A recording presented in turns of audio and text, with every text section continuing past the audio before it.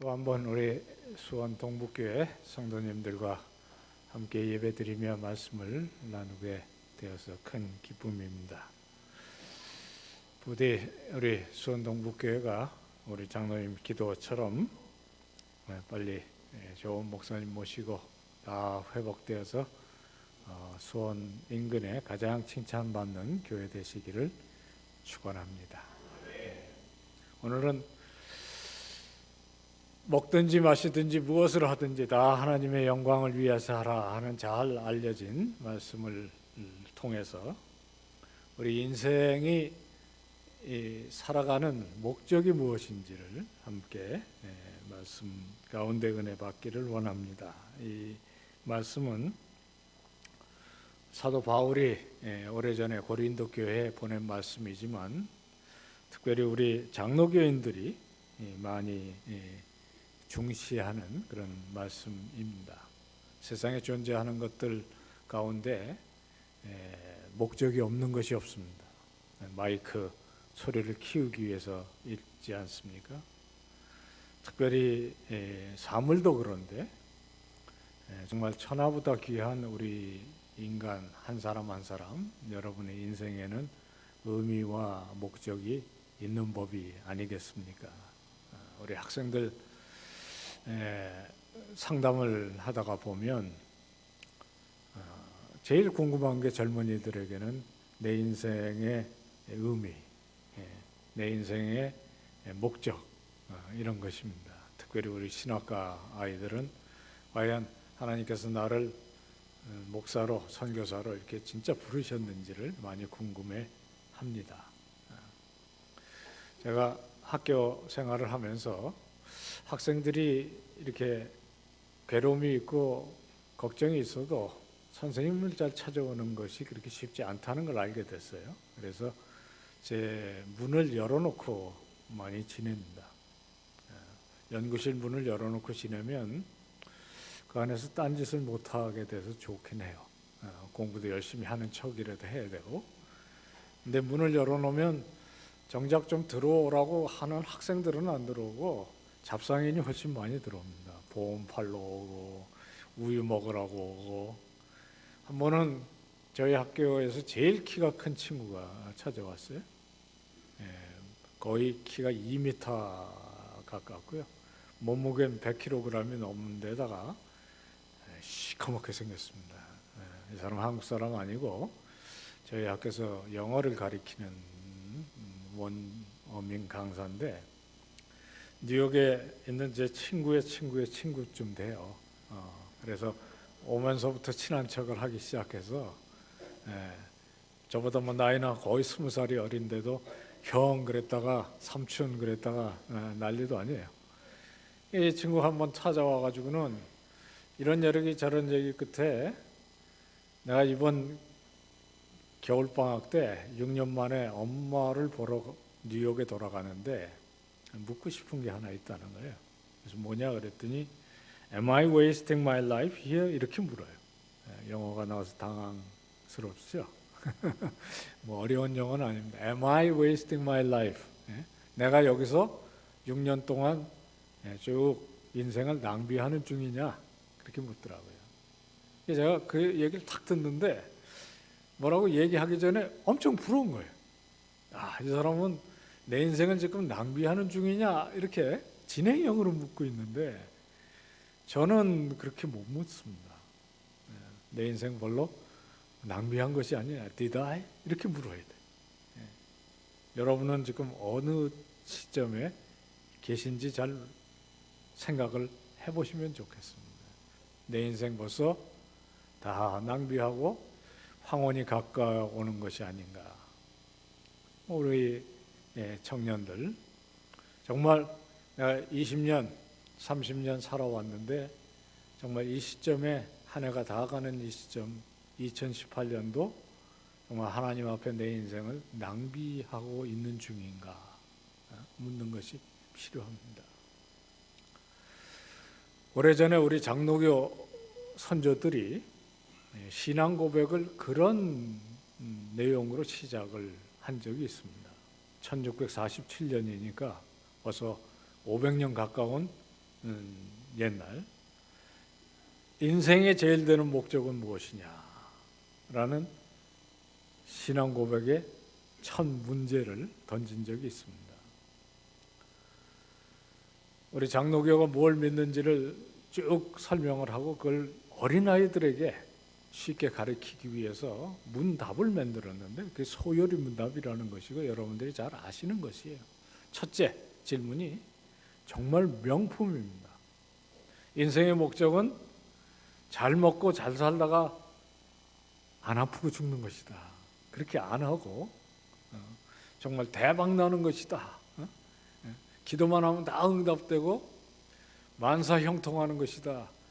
그런 정말 어떤 면에 수준 낮은 이야기가 아니라 사람의 제일 되는 목적은 첫째 하나님을 영광하게 하는 것, 하나님께 영광을 돌리는 것이고 둘째 그를 영원히 즐거워하는 것이라. 그리고 그 밑에 보면 바로 그 고백이 어떤 신학자의 생각이 아니라 오늘 우리가 함께 읽은 이 고린도전서 10장 31절 같은 곳에 나와 있는 말씀이라는 거죠. 우리 그리스도인들은 특별히 동부 장로교회 우리 성도님들은 인생의 목적이 첫째는 하나님을 영광스럽게 하고 둘째는 그것을 마음속에 새기면서 하나님을 즐거워하는 삶이 되시기를 축원합니다. 하나님을 영화롭게 해야 되는 이유는 많습니다. 뭐 수만 가지 수백 가지 있지만 둘로 딱 줄이면 나를 창조하신 이 시기에 우리가 하나님을 영화롭게 해야 합니다. 나를 2018년 이 시점에 살게 하시고 그러기 위해서 세상에 보내셨고 나에게 먹고 입고 쓸 모든 것들을 주셔서 지금 일도 하고 살림도 하고 아이도 키우게 하고 나의 창조주 하나님 영광과 존귀를 받으시기에 합당하신 분이죠. 그렇게 하나님의 은혜가 크지만 우리가 죄인이고 죄악 가운데 늘 실수하고 깨어지지만 영벌에 처할 저희들을 십자가에서 구속하셨기에 더욱 찬양을 받으시기에 합당하신 분이시죠. 그래서 창조주 하나님, 구원자 되신 하나님을 영광스럽게 하기 위해 이 자리에 나오신 것입니다. 예배 시간이 그렇게 소중한 것이죠. 요한계시록 성경의 맨 마지막 책일 뿐만 아니라 성경의 모든 내용을 압축한 찬양들이 나옵니다. 사실 성경은 첫째 장 첫째 줄에 창조주 이야기를 시작하잖아요. 태초에 하나님께서 천지를 창조하시니라. 무슨 얘기냐면 우주 만물의 모든 것들이 다 주님의 것이라는 것입니다. 영광을 받으시기에 합당하신 주님. 그리고 요한계시록 맨 66권의 이야기가 쭉 펼쳐진 이제 66권 맨 끝에 보라 내가 만물을 새롭게 하노라. 그래서 그 주님이 오시기를 우리가 기다리고 있는 것인데 요한계시록 4장 11절에 이렇게 써 있어요. 우리도 하나님이여 영광과 존귀와 찬송과 권세를 받으시기에 합당하시니 주께서 만물을 지으신지라. 그리고 조금 더 내려가면 5장의 12절 13절에는 죽임당한 어린 양 영광과 존귀와 힘과 권세와 찬양을 받으시기에 합당하다. 지금 우리가 말씀드린 대로 그대로입니다. 하나님께서 영광을 받으시기에 합당하신 것은 창조주시기에 그리고 나를 구원하신 하나님이시기에. 이것은 우리들이 늘 하나님 말씀을 통해서 듣는 것이지만 그냥 메마른 진리가 아닙니다. 사실 저는 예수 믿는 사람이 우리 하나님 살아계시고 그리고 그분이 나를 사랑하셔서 십자가에 죽으신 분이라는 것을 고백할 수 있으면 그게 다 아니겠습니까? 제가 오래전에 미국에 공부를 하러 갔는데 가기 전에 그 학교에서 교과서로 쓰는 책들을 구해가지고 열심히 읽었어요. 겁나서 그랬습니다. 가서 어떻게든 공부를 잘해야 되니까. 그런데 가서 도서관에 내려가가지고 개학하기 이틀 전쯤에 앉아 있는데 앞에 보니까 어디서 많이 본 분이 앉아 계시는 거예요. 제가 정말 공부하고 싶었던 선생님이신데 그 앉아서 책을 읽고 계시는 거예요. 슬금슬금 가가지고 당신이 그 벤틸이라는 분이냐 그랬더니 할아버지가 아주 빙그레 웃으면서 그렇다고 그러더라고요. 제가 어디 가시지 말고 잠깐만 계시라고 하고 도서관에서 막 나와서 기숙사에 뛰어가가지고 제 읽던 책을 갖고 사인 받아야 되는 거 아니에요? 네. 촌스럽지만 그 할아버지하고 굉장히 친해졌는데 은퇴를 하셔서 수업을 들을 수가 없었어요. 이제 어디서 특강을 한다고 그래서 맨 앞자리에 가서 정말 이러고 기다리고 있는데 나오시더니 참 말씀이 사람이 믿고 따라야 하는 진리가 뭐라고 생각하십니까? 나중에 알고 보니까 그분 강의 시작할 때 매번 그렇게 시작하세요. 그리고 강의는 되게 재미없으세요. 네. 그런데 제가 그 얘기를 듣고 확 실망을 하고 있는데 답도 얘기를 하시더라고요. 성경에서 말하는 삼위일체 하나님이 살아계시다는 것을 믿어야 한다. 저는 정말 실망했어요. 난 유치원 때부터 그거 잘 아는 건데 이 세계적인 학자께서 그것밖에 가르치실 것이 없나? 여러분은 실망 안 하신 것 같으네. 지금 저보고 어느 학생이 와서 예수 믿는 사람 믿어야 되는 게 뭡니까? 물으면 똑같이 대답할 것 같습니다. 하나님이 살아계시다는 것, 그분이 우리를 사랑하신다는 것, 이것을 믿는 사람은 모든 것이 잘 되고 복되고 행복하다고 교만하지 않습니다. 세상 일이 어렵고 힘들고 하는 일마다 안 되고 낙심하지 않습니다. 좋은 일로 가득하면 사도 바울처럼 만물이 주에게서 나오고 주로 말미암고 주에게로 돌아가니 그에게 영광이 세세 있으리로다. 아멘. 이렇게 찬양할 수 있는 거고요. 어렵고 힘들고 정말 낙심이 될 때 욥처럼 주신 이도 하나님, 거두신 이도 하나님, 하나님만이 찬양을 받으실지어다. 이런 진리는 우리의 창조주를 믿고 구원자 되시는 하나님을 찬양하는 것은 메마른 진리가 아닌 것입니다. 우리 동북교회 성도님들이 바로 그런 복을 받으신 것이고 그런 마음으로 이 자리에 나오신 것이 아닙니까? 그래서 우리가 하나님을 찬양해야 되는 이유는 그렇게 우리들이 새기고 있고요. 그러면 하나님을 어떻게 영화롭게 하는 것입니까? 우리가 무엇을 하면 하나님께서 영광스러워집니까? 우리가 그걸 과연 할 수 있을까요? 올림픽에 나와서 금메달을 따갖고 와서 이렇게 들고 하나님께 영광을 돌립니다. 그런 사람 많죠? 내가 보기에 그런 거 제일 잘하는 사람이 축구 선수인 것 같아요. 골 넣으면. 그런데 하나님은 그 안에도 이미 충분히 영광스러우신 분이세요. 정말 우리가 찬양 안 하면 돌들이라도 일어나서 찬양합니다. 해와 달과 별들도 하나님 찬양하고 시편에 보면 살림이 나무들이 하나님을 찬양한다 그래요. 여러분 나무들이 하나님 찬양하는 거 보셨어요? 못 보셨어요? 이 대단한 숲에 들어가면 비만 오면 나무들이 다 이러고 하나님 찬양합니다. 그런 걸 보실 수 있는 눈이 열리시기를 축원합니다. 하늘이 하나님의 영광을 선포하고 궁창이 그 손으로 하신 일을 나타내는도다. 그래서 아무 소리가 안 들려도 하늘 이편에서부터 저 끝까지 하나님의 영광이 가득 찼다는 거예요. 그래서 우리가 딱히 뭐를 안 해도 하나님의 영광을 받으시는데 그래도 성도들이 이렇게 이런 자리에 나와서 하나님께 영광을 돌리는 것을 기뻐하신다는 거죠. 특히 우리들이 예배뿐만이 아니라 정말 말처럼 먹든지 마시든지 무엇을 하든지 하나님의 영광을 위해서 사는 것을 기뻐하신다는 것입니다.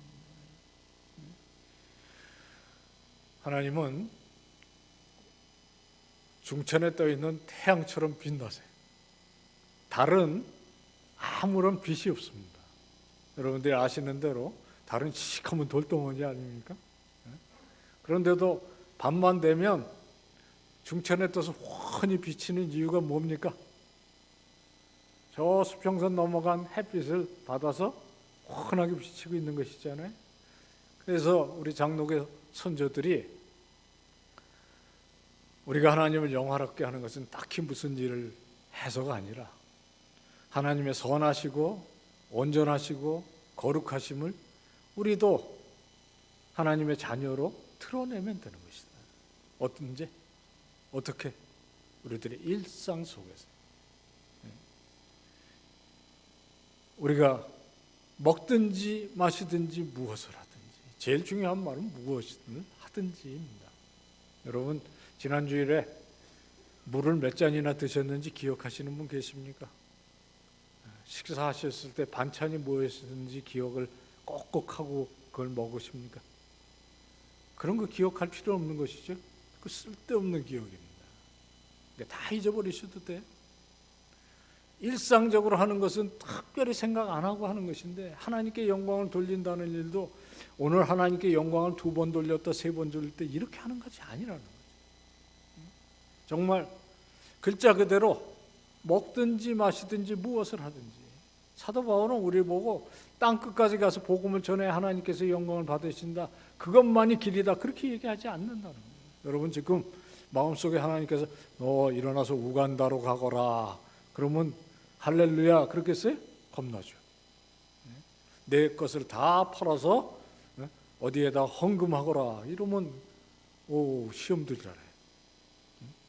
하나님은 때로 그런 일도 우리들에게 원하시지만 사실 더 중요한 건 먹고 마시고 정말 우리가 아침에 깨어서 밤에 잠들 때까지 하는 일을 통해서 그리고 주일날 예배 시간에 모여 하나님을 찬양하는 일로 영광을 받으시는 줄로 믿습니다.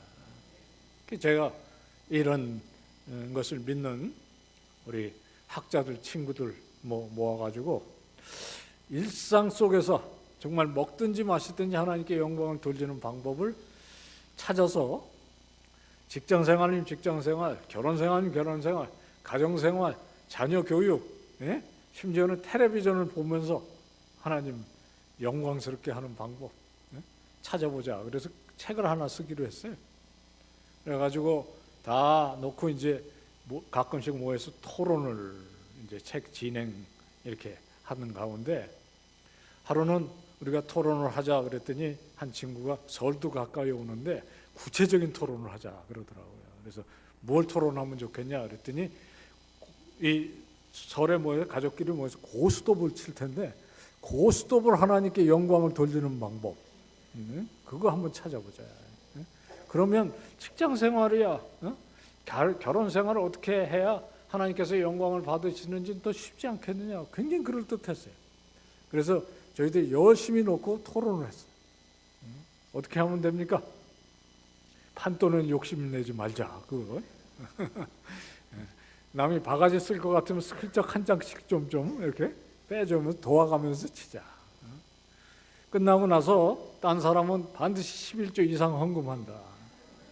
진짜 결정적인 얘기는 이거였어요. 시작할 때 통성기도로 시작해서 마칠 때 주기도문으로 패야 한다.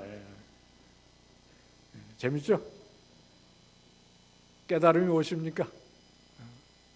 진짜 중요한 것은 두 기도사에 뭐를 어떻게 했느냐가 중요한 거 아니겠습니까? 새벽 기도로 시작해서 저녁에 주무시기 전에 다시 한번 무릎 꿇는 일 중요해요. 중요합니다. 그러나 정말 중요한 것은 그 두 기도사의 삶이 정말 하나님께서 먹든지 마시든지 무엇을 했든지 영광을 받으셔야 되는 것이 아닙니까? 우리 한국 교회가 예배는 뜨겁게 드리고 성전은 날로 번창해서 교회가 이만큼 성장을 했는데 3.1 운동하던 그 인구의 1%밖에 안 되던 그때에 대한민국 교회가 하나님께 영광을 돌리는 것만큼 2018년에 한국 교회가 하나님께 영광을 돌리고 있는가? 다른 것은 고사하고 나 자신, 정말 하나님께 영광을 돌리는 삶을 살고 있는가 돌아봐야 되지 않겠습니까? 올 한 해도 정말 구절구절마다 하나님께서 은혜로 이 시간까지 생명 주시고 먹고 입고 쓰고 지금도 건강하게 여기에 우리가 나와 있는데, 정말 나의 삶은 하나님을 영화롭게 한다는 그 대의에 정말 충실한 거예요. 한국교회가 하나님의 그 찬란한 영광을 가리고 있지 않은가, 우리들이 돌아봐야 하는 줄로 믿습니다. 하나님은 충분히 영화로우신 분이니까 우리가 예배 때 힘껏 찬양하고 힘껏 하나님께 감사하지만 중요한 것은 저 문을 나가서 우리 일상으로 돌아갔을 때 정말 우리들이 하는 일들을 통해서 하나님께 영광을 받으시느냐 하는 것입니다. 제가 가끔씩 연초에 시무식에 불려갈 때가 있어요. 시무 예배. 1월 2일이나 3일쯤 말이죠.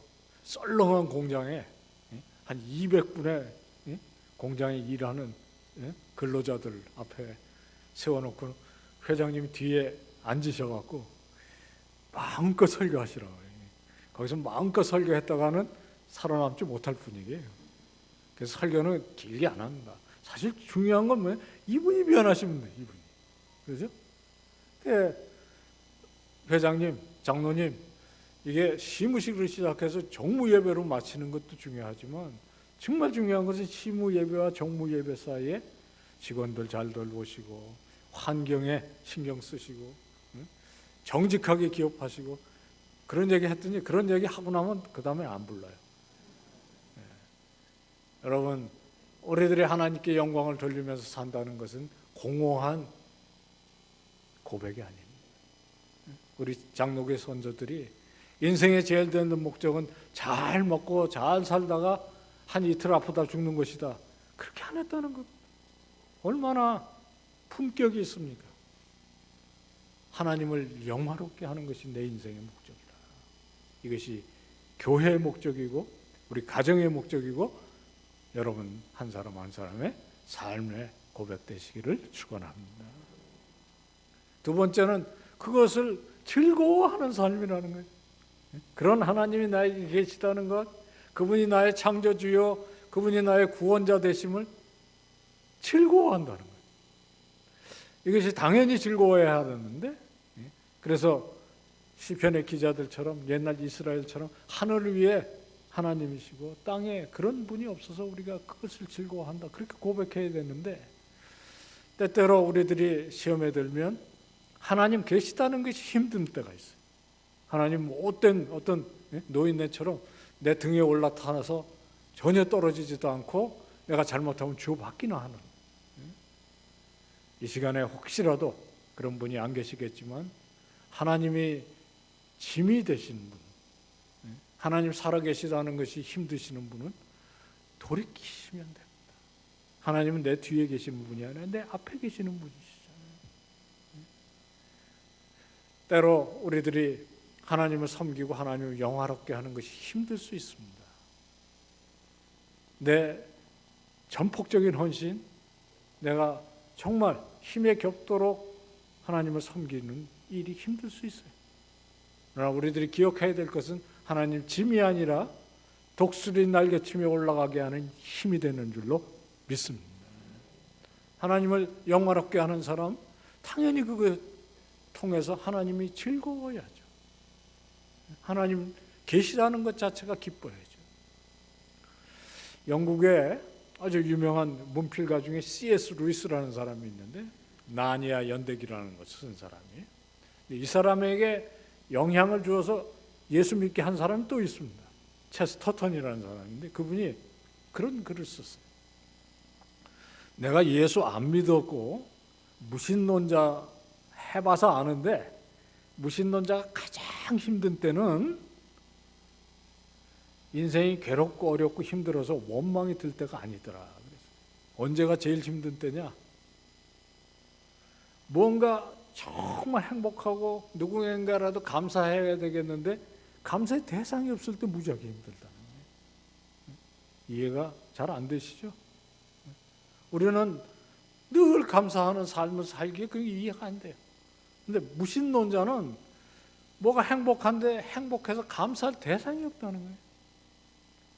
우리의 하나님 살아계시고 우리를 기뻐하시는 하나님이십니다.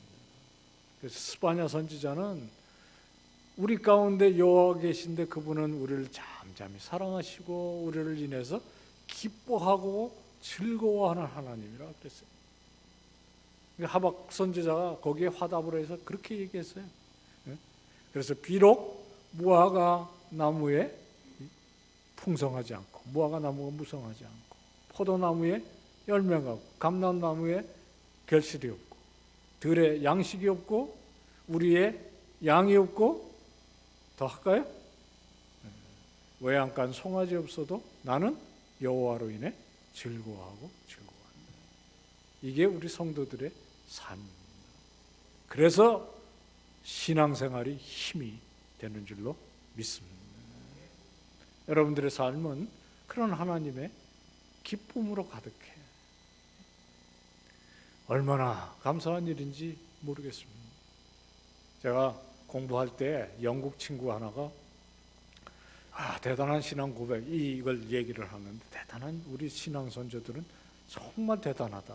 그런데 둘째 부분은 좀 단어를 바꿨으면 좋겠다. 왜냐하면 둘째 부분에 여호와를 즐거워한다라는 말이 자기한테 조금 걸린대요. 그래서 왜 걸리냐 그랬더니 이 영어로 이렇게 되어 있습니다.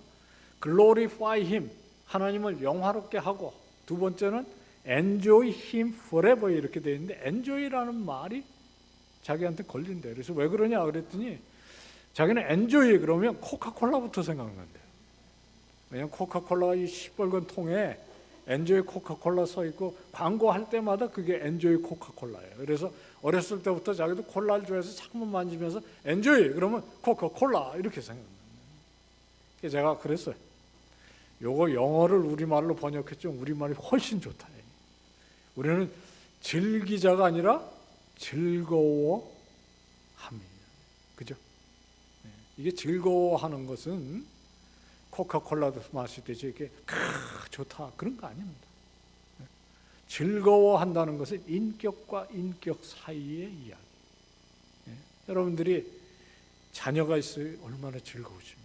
애들 이쁜 짓 할 때, 아주 정말 자랑스러운 일 할 때 아이들로 인해서 즐거워하잖아요. 우리 자녀된 입장에서는 부모님이 살아계시고 건강하시고 나를 낳아주신 그 은혜를 생각할 때 부모님을 인해서 즐거워하잖아요. 우리 창조주 하나님, 구원자 되신 하나님과의 관계가 그렇다는 것입니다. 그래서 우리 하나님은 단지 우리의 영광을 받으실 뿐만 아니라 우리의 즐거움의 대상이 되는 것입니다.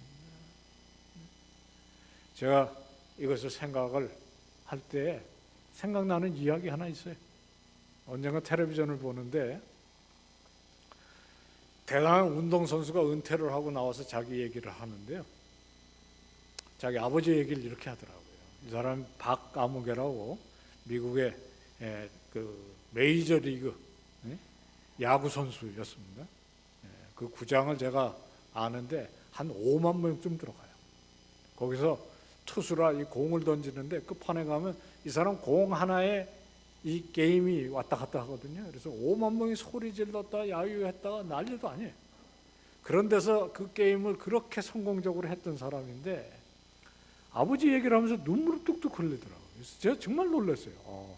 저런 강심장의 사람도 아버지 얘기를 하다가 우는구나. 무슨 얘기냐면요. 자기가 옛날에 공주중학교에서 야구를 시작했는데 유니폼이 이 선수복이 하나밖에 없어서 막 더럽혀진 채로 집에 들어오면 야 빨리 자라 그렇게 하고 아버지가 그 옷을 들고 나가서 부엌에 나가서 찬물에 벅벅 빠는 소리를 들으면서 잤다는 거예요. 그러면서 빨리 성공해서 저 아버지의 은혜를 갚아야지 그랬다는 거예요. 이게 그래도 제대로 된 아들 아닙니까? 그렇게 그 은혜에 고마워서 아버지의 은혜를 갚아야 되겠다는 생각으로 노력한 게 자기가 오늘 여기에 있는 것이다. 우리 아버지가 내 더러워진 유니폼을 찬물로 빤 그 은혜. 제가 지금 야구선수 얘기하려는 거 아닙니다. 우리의 더럽혀진 죄악으로 말미암아 죽을 수밖에 없었던 우리를 그리스도의 하나님의 아들은 피로 빠신 것 아닙니까?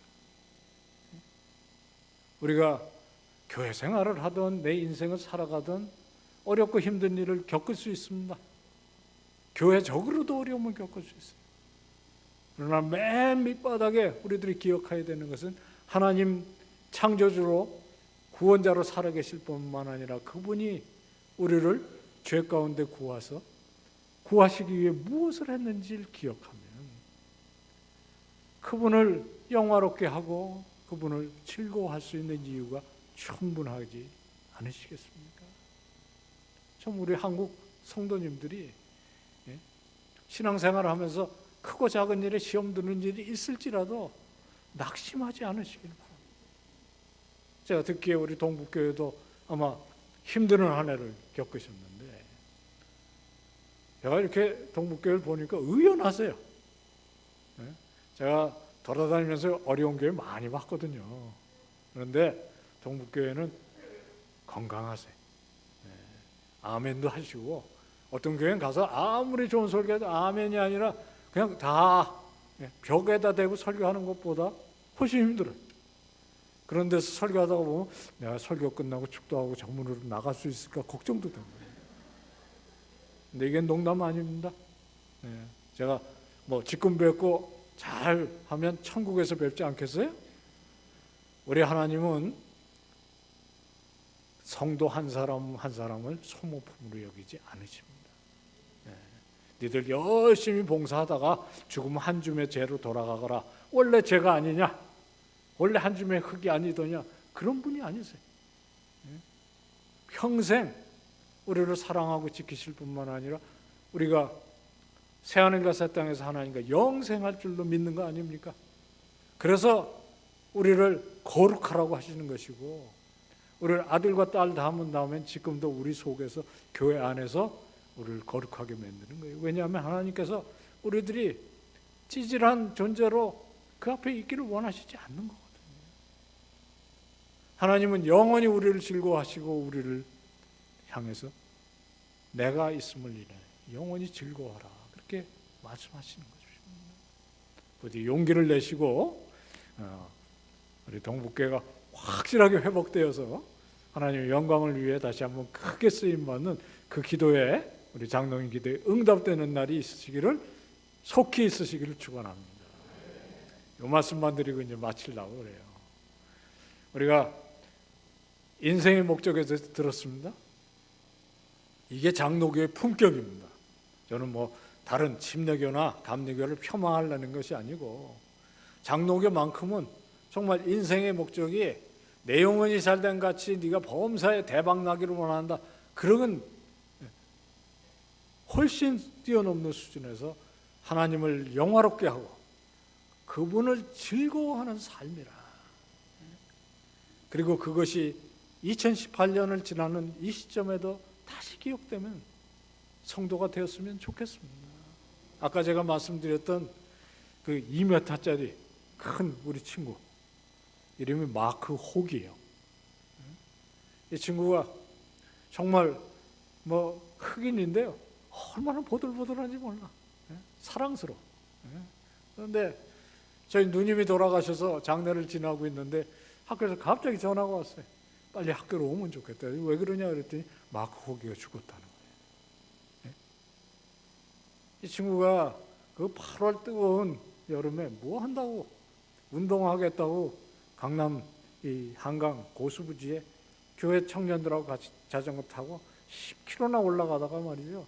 넘어졌는데 넘어진 즉시 그냥 하나님께서 불러가셨어요. 37살이었습니다.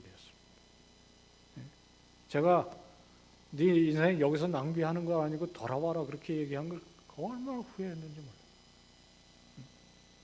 누님 화장한 죄를 제가 화요일 날 묻고요. 목요일 날은 그 친구 제 손으로 묻었어요. 이거 다르더라고요. 부모님들 돌아가실 때하고 다르다. 2m의 거구가 요만한 단지에 한 줌에 대해 우리 인생이 정말 죄예요. 그러나 하나님께서 고귀한 하나님의 자녀로 창조하셨고요. 그리고 우리에게 영생 주시는 복을 주신 것을 믿습니다. 우리가 그것이 삶의 이유면 우리가 사는 동안 이 세상에 우리의 인생의 목적이 하나님을 영화롭게 하고 그를 즐거워하는 것이라. 그것이 무슨 고백이었는지를 기억하시면서 정말 아름다운 신앙의 공동체, 그리고 그 속에 속해 있는 하나님의 딸과 아들의 긍지를 가지고 승리하시면서 천국을 향해 가시는 아름다운 성도님들 다 되시기를 축원합니다.